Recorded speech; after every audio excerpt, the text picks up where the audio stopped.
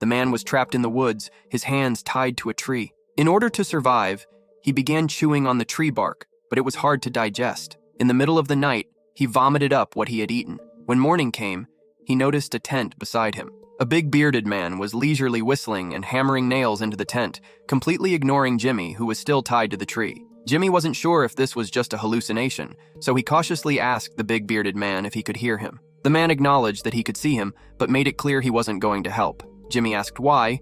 Given that someone was tied up like this, he wouldn't lend a hand. The big bearded man replied that the reason the man was tied up must have been because he had done something wrong and was being punished. Jimmy's attention was drawn to the water bottle in the big bearded man's hand.